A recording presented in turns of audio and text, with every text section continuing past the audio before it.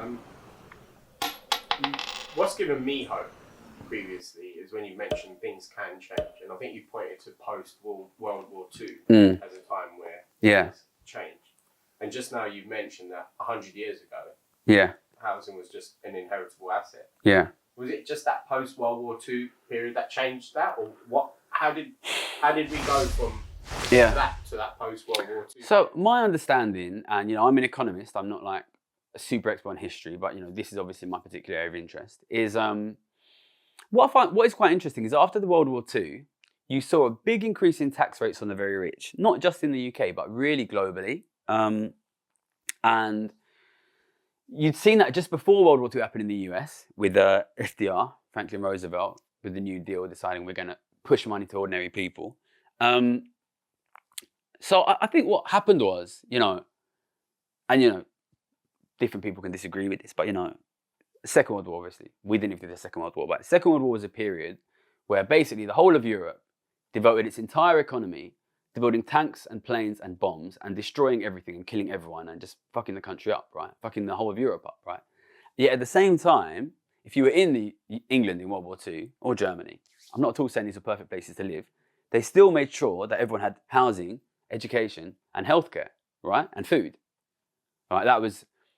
So people saw during World War II that, okay, we can devote our entire economy to killing each other and yet still make sure everyone has housing, education, healthcare, and food. And I think it opened people's eyes a little bit to sort of, number one, what is possible in our economy, and number two, how awful things can be if you don't manage it. You know what I mean? Like, it's what I say, I know it's not popular to be political, but if you're a student of history, you see what happens to poor people when they're not political. It wasn't the rich guys, sending their kids out to die. It was poor people, And I think they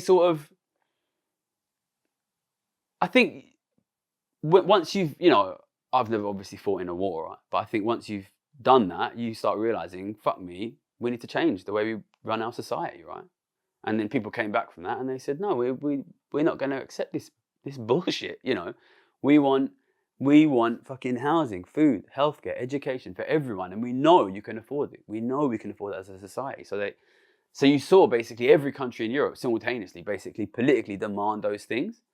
And we moved to a space where the top rate of income tax was 95%, and the top rate of inheritance tax was 90%.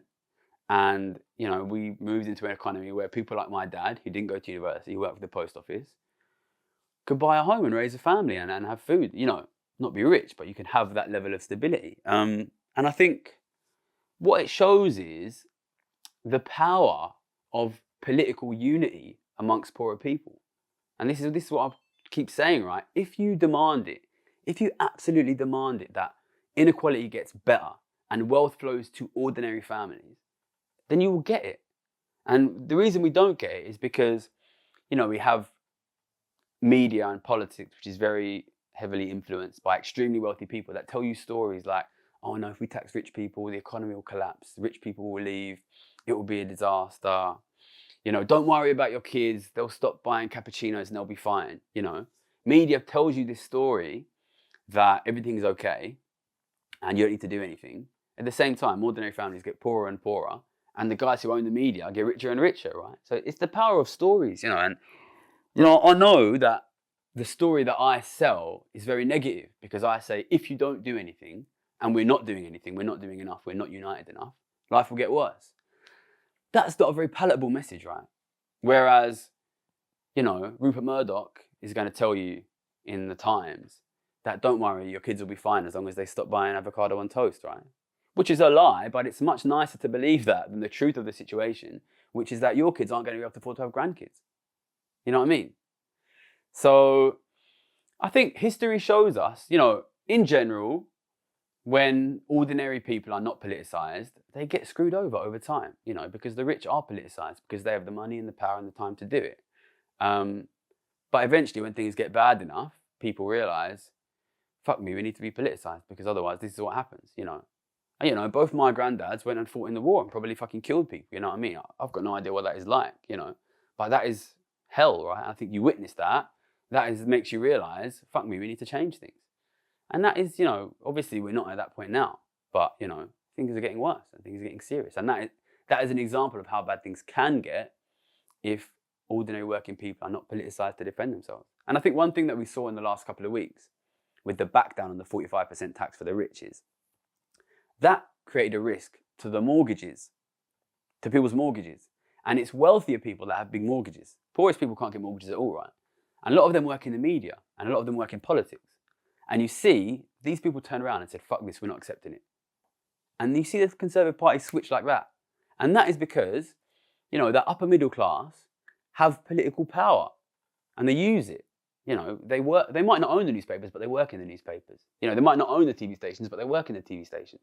Whereas this sort of poorer 70%, they do have political power, but they often don't use it. And that is, I'm not blaming them for that because I come from that background and I know what it's like. You just want to make sure you're taken care of and it's difficult. But it's like I say, you know, there's a political game being played here for wealth, for power, for assets. And if you don't play it, you're going to lose it. And, you know, the bottom 70%, they don't have a lot of money, they don't have a lot of assets, but they have a lot of people. So the only power they have is their voting power, their power to tell stories, their power to build community. But if they don't use that, they lose their assets and their life gets worse. So I think history shows us it's possible, but it's only possible by people coming together. And sometimes it takes extremely bad situations for people to do that. I don't want it to get to that this time. I want us to prevent those extremely bad situations from happening. But if we don't, that's where we'll end up.